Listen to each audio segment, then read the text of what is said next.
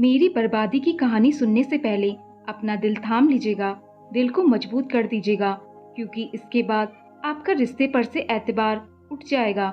मामलों के मुताबिक एक शाम मेरे पति ने मुझसे कहा, आज रात को मैं लेट घर आऊंगा। पति के अंदाज में अजीब सी बेचैनी थी, जैसे वह कहीं दूर जा रहा हो। मैं भी समझ गई कि शायद लेट आएंगे, तो मुझे डर लग रहा था, इसलिए मैं अपने कोई ना कोई बंदोबस्त जरूर करूंगी। मैंने यह बात उन्हें नहीं बताई कि पति खामखा परेशान हो जाते। मैंने कहा कि ठीक से आप जाए और खैरियत से आए। उनके जाने के बाद मैंने कमरे का दरवाजा तो बंद कर लिया, लेकिन मुझे डर लग रहा था। मैंने अपने कानों में ऊंची आवाज में गाने लगा लिए और सुनने के लिए बैठ गई। तकरीबन 1 घंटा ही गुजरा था कि मुझे घर के दरवाजे पर अजीब सी दस्तक की आवाज आने लगी। मैंने जब अपने कानों से हेडफोन निकाली तो मुझे मालूम हुआ कि दरवाजे पर तो पति की दस्तक हो रही थी। उससे पहले कि मैं दरवाजा खोलती, मेरे पति ने वह 3 अल्फाज बोल दिए, जिसके बाद एक बीवी अपने पति पर हराम हो जाती है। उसने दरवाजे के बाहर से मुझे तलाक दे दी और मैं हैरान परेशान सुनती ही रह गई कि यह हुआ क्या है। मैं सोच भी नहीं सकती थी कि मेरे पति मेरे साथ ऐसा करेंगे। भीगी भीगी आंखों से मैं उसे देखती रह गई। यह आप क्या कह रहे हैं? मैंने जल्दी से दरवाजा खोला।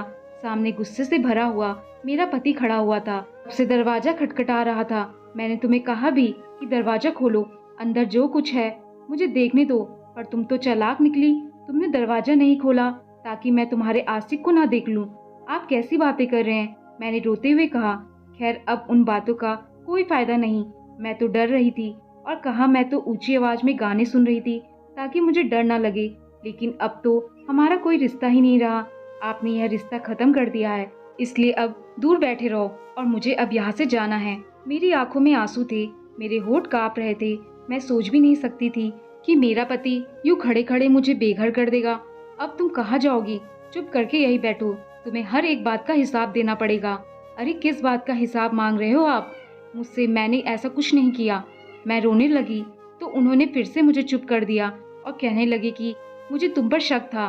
तुम अगर सच्ची सच्ची बता देती तो मैं भी कभी यह अल्फाज ना बोलता।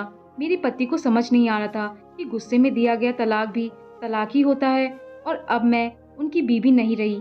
मैंने उन्हें समझाया कि आपके सिवा मैंने जिंदगी में आज तक किसी की तरफ नजर उठाकर भी नहीं देखा, लेकिन अब जो आप तलाक बोल चुके हैं उसका तो कोई रास्ता भी नहीं है। अब मैं आपकी बीवी नहीं रही, मुझे यहाँ से जाने दीजिए। वह कहने लगे कि ऐसा तो हो ही नहीं सकता कि मैं तुम्हें यहाँ से जाने दूं। फिर मेरे पति को आहिस्ता आहिस्ता एहसास हो गया कि वह मुझे तलाक दे चुके हैं। जैसे ही उनको एहसास हुआ तो वह अपना सर पकड़कर पछता रहे थे, चीखने चिल्लाने रोने लगे। कहने लगे कि आमरीन, मैंने यह क्या कर दिया? तुमने मुझे रोका क्यों नहीं? मैंने कहा कि आपको कैसे रोकती? मैंने तो कभी भी आपसे ऐसी कोई डिमांड भी नहीं की कि क्या आपको मेरे साथ तंगी महसूस हो, लेकिन आपने बिना बजाय शक किया। मैं उसे मार दूंगा और कब्र में उतार दूंगा, जिंदगी भर उसे अपने सामने नहीं आने दूंगा। मैं अपने पति की यह बात सुनकर हैरान थी। आप किसके बारे में बात कर रहे हैं? क्या मेरी बात हो रही है? मैंने उनसे दोबारा पूछा था तो कहने लगे कि चुप करो, मुझे जिसने यह सारी बातें बताई थी तुम उसे नहीं जानती, बल्कि तुम जानती हो, वह भी तुम्हें जानता है। लेकिन मुझे उस पर बहुत गुस्सा आ रहा है। वो इंसान नहीं, शैतान की औलाद है, और जान लो कि वह तुम्हारे साथ मुखलिस नहीं हो सकता। कौन है वह? आप कैसी बातें कर रहे हैं? अरे अफसर भाई, उन्होंने ही तो हमारी तुम्हारी तलाक करवाई है। आप ऐसा मत कहे, अफसर भाई ऐसा नहीं कर सकते। मुझे अपने कानों पर यकीन नहीं आ रहा था कि मेरा पति ऐसी बात करेगा। अफसर तो मेरा सगा भाई था, वह मेरी तलाक क्यों करवाता? लेकिन मेरे पति कह रहे थे कि उसी ने मेरे कानों में यह सारी बातें भरी हैं, और अब जाकर मेरे पति के मुंह से यह अल्फाज निकले। मेरा रो रो कर बुरा हाल हो गया था। मैंने भी वहीं पर डेरा डाल दिया। मैंने कहा कि आप इस घर से चले जाएं। तलाक आपने दी है, गलती भी आपकी है। मेरे पति को इस बात पर कोई ऐतराज नहीं था। कहने लगे कि आमरीन, तुम फिक्र नहीं करो, हम इस बात का कोई ना कोई हल निकाल लेंगे। ऐसे कैसे सालों का रिश्ता एक लम्हे में टूट नहीं सकता। मेरे पति अभी भी किसी खुशफहमी में थे, लेकिन मैं जान गई थी कि हमें अब किसी मुश्किल घड़ी का सामना करना पड़ेगा। जिंदगी भर एक दूसरे से अलग रहना पड़ेगा। यह सोचते ही मुझे डर लग रहा था। जाहिर है अब एक साथ रहना तो गुनाह समझा जाता है। फिर मेरे पति ने एक ऐसी बात कही, कहने लगे कि मैं तुम्हारे भाई को इस दुनिया में जिंदा नहीं छोड़ूंगा। यह निकाह उसने तोड़वाया है, गलती उसकी है। पहले अगर यह बात होती तो मैं अपने पति को रोका करती थी, पर अब तो वह मेरा शौहर ही नहीं था। मैं उसे क्या रोकती, क्या कहती। मैंने बस इतनी ही बात कही कि देखो, अगर तुम जाओगी तो उसे हमारी तलाक के बारे में पता चल जाएगा। मैं उसे फ़ोन करके पूछती हूँ, देखती हूँ कि अफसर मेरे बारे में ऐसी सोच क्यों रखता है। मैंने क्या ही बिगाड़ा है उसका। फिर मैंने अफसर को कॉल की। मैंने उसको मोबाइल पर पूछा कि आखिर तुमने मेरे बारे में ऐसी बेहुदा बात क्यों की है। मैं हैरान थी उस वक्त जब अफसर बेहुदी हंसी हंस रहा था और बोला, मेरी बहन, मैं बेहुदा बात नहीं कर रहा, मैं तो सच कह रहा हूँ। और वैसे भी तुम्हारा पति तुम्हारे काबिल नहीं है। अगर इस बात पर वह तुम्हें छोड़ देता है तो तुम्हें परेशान होने की बिल्कुल भी जरूरत नहीं। इस कंगाल के पास और है ही क्या तुम्हारे अलावा। तुम्हें भी छोड़ देगा तो उसके पास बचेगा क्या। मुझे अपने भाई की इस घटिया शान पर बेहद अफसोस हो रहा था, लेकिन मैं जान गई थी कि अब अगर मैंने कोई बहस वगैरह की तो खामखा वह मेरे साथ कोई मसला खड़ा कर देगा। सो मैं चुप रही। मैंने फोन बंद कर दिया। मैंने कहा, तुम मुझे किसी अनाथ आश्रम में छोड़ आओ ताकि मैं अपनी बाकी जिंदगी आराम से गुजार लूं। मैं अपने घर वालों पर बोझ नहीं बनना चाहती। लेकिन मेरे पति ने मुझसे कहा कि तुम सिर्फ एक रात इसी घर में गुजार लो, मैं दूसरे कमरे में सो जाऊंगा, तुम्हारे करीब भी नहीं आऊंगा। लेकिन तुम इस तरह से मत कहो कि अनाथ आश्रम में जाओगी। तुम्हारे खानदान वालों को पता चलेगा, फिर तलाक का भांडा फूट जाएगा और हम पूरे खानदान में बदनाम हो जाएंगे। मैंने अपने शौहर की बात मान ली। सुबह होने तक मुझे नींद नहीं आई। अजीब सी बेचैनी और आंखों में आंसू थे। लगता था कि अब मैं पूरी दुनिया में अकेली होकर रह गई हूँ। घर वालों की भी बहुत ज्यादा याद आ रही थी, लेकिन मैं घर जाकर उन्हें परेशान नहीं करना चाहती थी। सुबह हुई तो 6 बजे के वक्त मेरे कमरे के दरवाजे पर दस्तक हुई। मैंने देखा मेरा पति बाहर खड़ा था। मैंने दरवाजा नहीं खोला। कहने लगा कि मैं तुम्हारे लिए एक मौलवी लेकर आ रहा हूँ, वह तुमसे बात करेगा, तुम्हें समझ आएगा और हम दोनों से भी बात करेगा। मेरी एक दोस्त से बात हुई है, वह यही कह रही है कि अगर तुम मौलवी साहब से इस मसले पर बात करो तो वह तुम्हें कोई ना कोई हल बताएंगे। मैंने अपने पति को मना किया कि वह मौलवी साहब को घर लेकर ना आए। कुछ देर बाद हम दोनों मौलवी साहब के पास चले गए। सो हमने ऐसे ही किया।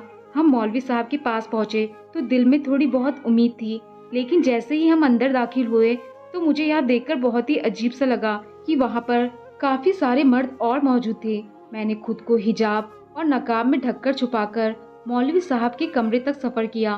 फिर मैं अंदर दाखिल हुई। उन्होंने हमें दिलासा दिया और प्यार से बिठाया। फिर जो बात समझाने लगे, उन्होंने जो बात कही उस बात ने तो मेरे होश ही उड़ा दिए। कहने लगे कि बेटी, अब तुम्हारा पति तुम पर हमेशा के लिए हराम है, लेकिन अगर तुम फिर भी कोई रास्ता अख्तियार करना चाहती हो तो वह हलाल ही है। हलाले को आजकल जिस तरह से पेश किया जा रहा है, यह कोई मजाक नहीं है। मर्द के लिए एक सजा भी है और दूसरा उसका भी कुछ कायदे और कानून है।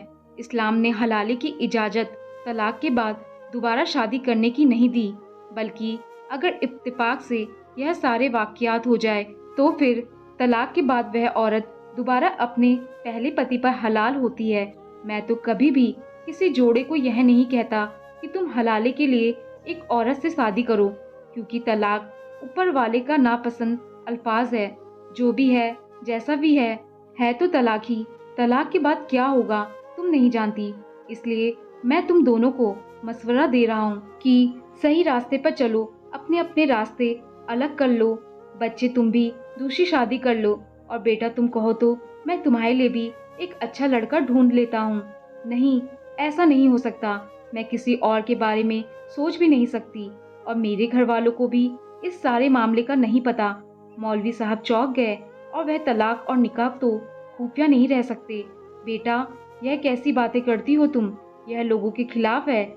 ऐसा करने से तुम दोनों की जिंदगी बेशक खराब हो जाएगी। मौलवी साहब तो यह बातें कर रहे थे, पर मैं और मेरा पति दोनों ही बहुत ही ज्यादा परेशान थे। हमारे दिलों का सुकून खत्म हो गया था। वाकई तलाक बहुत बड़ी लानत है, जो इंसान को पल भर में एक दूसरे से अलग कर देती है। खैर, हम लोग उठकर वहां से घर आ गए। मैंने तो कोई बात नहीं की कि मौलवी साहब से मेरे पति के पीछे बातें करते रहे, लेकिन जब मैं घर पहुंची तो मेरा चेहरा आंसू में डूबा हुआ था। मैं किसी और मर्द के बारे में सोच भी नहीं सकती थी। मैंने जिंदगी भर अपने पति को ख्वाब देखे और जब पति मिला तो उसकी खूब कीमत भी की थी, लेकिन पता नहीं क्यों मेरे सगे भाई की वजह से मुझे तलाक हो चुका था, जिनमें मुझे कोई बात समझ नहीं आ रही थी। तभी घर के दरवाजे पर दस्तक हुई। मैंने दरवाजा खोला तो मेरे पति बाहर खड़े थे, लेकिन यहाँ देखकर मेरी हैरत की इंतहा ना रही। अब मेरे पति के चेहरे पर एक भरपूर मुस्कुराहट थी। वह खुश लग रहे थे। मुझे बड़ी हैरत हुई। मैंने उनसे पूछा भी कि क्या बात है, जब आप गए थे तो बहुत परेशान थे, उस वक्त भी परेशान थे, लेकिन अब तो आप बहुत खुश लग रहे हैं। मेरी बात सुनकर उन्होंने कहा कि बात ही ऐसी है कि खुश होना बनता है। मैं समझ गई, शायद अलीम को दूसरी शादी के लिए और मिल गई है। अलीम कहने लगे कि तुम अच्छा सा खाना बनाओ, मैं बाजार से रोटियां लेकर आता हूँ, उसके बाद मैं तुम्हें बताऊंगा बात क्या है। और बात सुनो, अगर तुम वाकई गैर मर्दों के सामने जा सकती हो और बातचीत कर सकती हो तो मेरे सामने भी आ सकती हो। मैं तुम्हारे साथ कोई ताल्लुक नहीं रखूंगा, लेकिन खुदा के लिए इस तरह छुपन छुपाई वाले मामले खत्म करो। सोहर की बातों ने मुझे बड़ा हौसला दिया था। उनका दिमाग भी हल्का हो चुका था। तुमको देखकर मेरी आधी परेशानी खत्म हो गई। मैंने दाल बनाई और पति रोटियां लेकर आ गए। हमने खाना साथ ही खाया।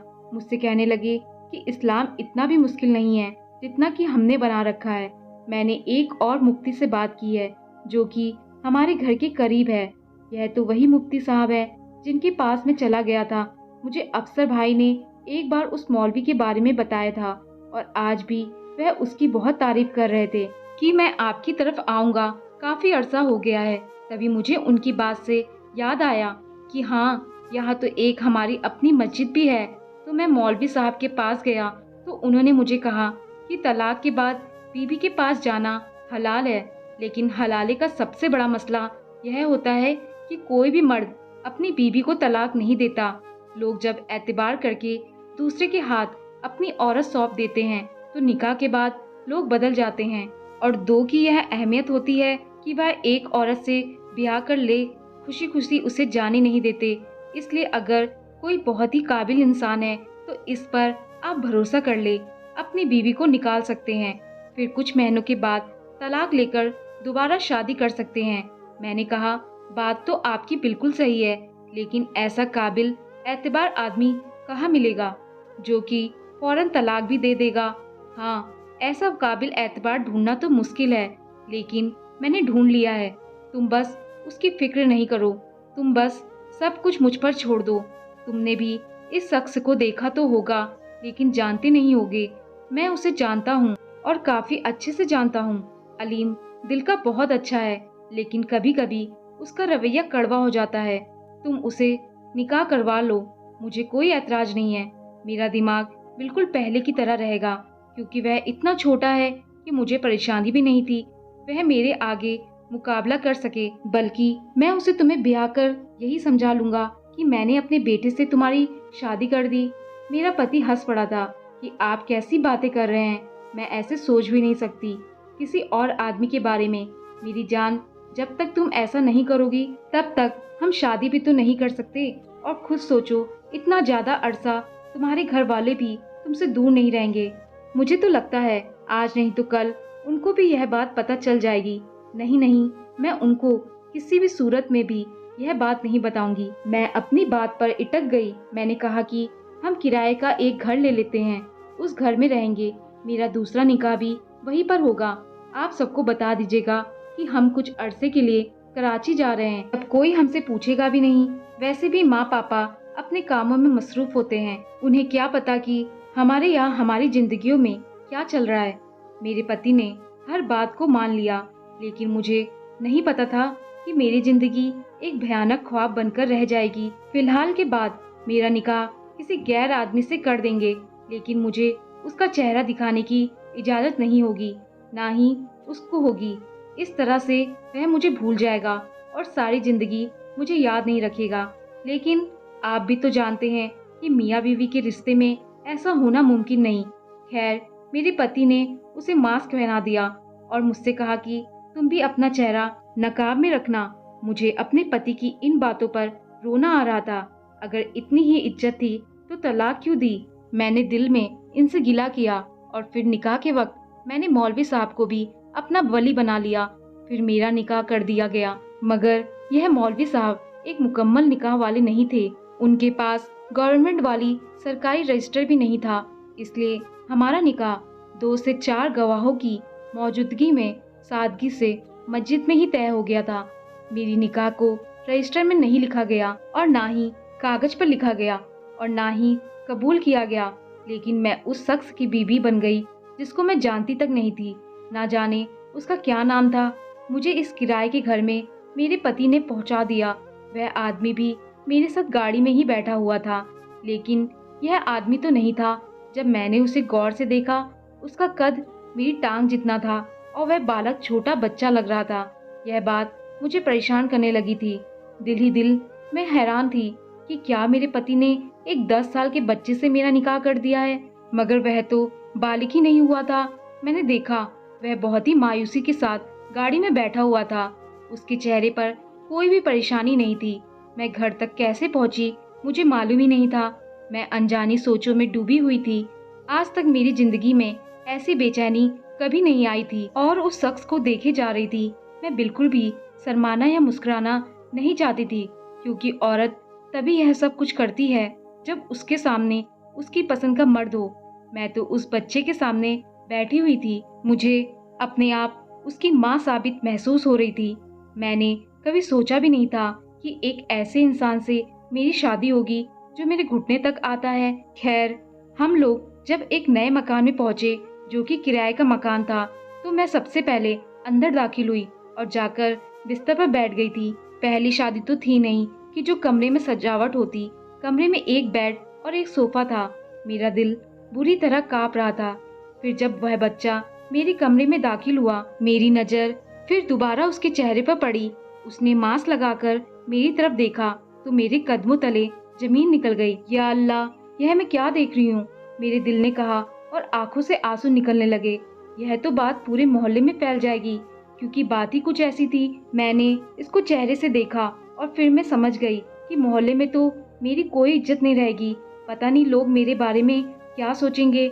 हजारों सोचे मेरे जहन में थी। फिर वह मेरे सामने आकर बैठ गया और मेरी तरफ देखकर बोला, मेरी बुलबुल, तुम तो बहुत ही ज्यादा खूबसूरत हो। मैं तो सोच भी नहीं सकता था कि अलीम बेवजह इतना अकड़ता है, मगर वाकई में उसको अकड़ने की इजाजत भी है। इतनी खूबसूरत बीवी का शौहर जो है। मुझे लगा मेरे पति ने मेरी शादी 10 साल के बच्चे से कर दी है, पर सामने बैठा आदमी 10 साल का लग ही नहीं रहा था। वह तो 30 या 35 साल का आदमी लग रहा था। कहने लगा कि मैं तुम्हें एक किस्सा बताऊंगा, उसके बाद तुम देखना, लेकिन उससे पहले तुम्हें अपने आप को सौंपना पड़ेगा। मुझे उसकी बातें जहर लग रही थी, लेकिन उससे शादी का मकसद यही था। अगली सुबह जो उसने मेरे साथ किया वह बड़ा हैरान कर देने वाला था। मुझे माफ कर दो बुलबुल, लेकिन तुमसे शादी करना मेरा ख्वाब था। उसने हंसकर कहा, अरे तुम्हारा तलाक भी मैंने ही करवाया है। मुझे तुम शुरू से ही बहुत पसंद थी। मेरे आगे पीछे कोई नहीं है। माँ बाप इस दुनिया में नहीं रहे, मैं अकेला ही हूँ। मेरे पीछे रोने वाला भी कोई नहीं है। लेकिन मुझे एक बात सख्त नापसंद है और वह है गुरूर। तुम्हारा पति भी बहुत गुरूर करता था। एक दिन उसी तरह दुकान में उसने मेरा मजाक उड़ाया। कहने लगा कि तुम इतने छोटे हो कि तुम्हारी बीबी तुम्हें अपने पाँव में बिठाया करेगी। तुम इसके सामने उसके बेटे मालूम होगे। मुझे अलीम की यह बात भी बहुत बुरी लगी थी। मैंने उससे मजाक में ही कहा था कि क्या पता तुम्हारी बीबी ही मुझे अपने पाँव में बिठा ले।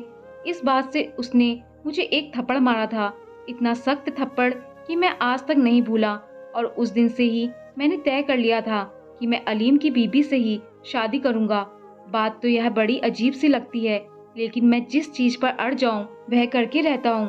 मुझे उस शख्स की यह बात इतनी बुरी लगी कि पास पड़ा गुलदस्ता उठाकर उसके सर पर दे मारा और मेरे सामने तड़प तड़प कर उसने अपनी जान दे दी। मुझे जरा भी खौफ नहीं था कि मैंने क्या किया है, क्योंकि उस शख्स की बात मेरे दिल को लग गई थी। मेरी रूह कांप गई थी। मेरे ऊपर पुलिस केस भी इसलिए नहीं बना क्योंकि निकाह तो रजिस्टर में हुआ भी नहीं था। पुलिस जाए तो उसे ऐसा ही लगा कि यह आदमी मेरी इज्जत पर हमला करने आया था। सो मैं गुलदस्ता उसको दे मारा। मेरे पहले पति अलीम को इस बात का पता चला तो वह बहुत हैरान हुए थे। उन्होंने भी किसी के सामने बात जाहिर नहीं की कि हमारे दरमियान तलाक वाक़ हो चुकी है। यूं मेरी उस शख्स से जान भी छूट गई और मेरा हलाला भी हो गया था। लेकिन यकीन माने कि मैंने उस शख्स को गुलदस्ता कत्ल करने की नीयत से नहीं मारा था। वह तो गुस्से में किया गया एक अम्ल था जिसका नतीजा मैंने सोचा भी नहीं था। अब आप बताएं कि क्या मैंने सही किया या गलत किया? मुझ पर सजा लाजिम है या नहीं? मुझे जरूर बताएं मैंने सही किया या गलत। मेरा अगले हफ्ते अलीम से दोबारा निकाह हो गया और हम अपनी जिंदगी में खुश रहने लगे थे। दोस्तों, आपको कहानी पसंद आई हो तो लाइक शेयर और कमेंट जरूर करें और चैनल पर नए आए हैं तो चैनल को सब्सक्राइब करना ना भूलें। धन्यवाद।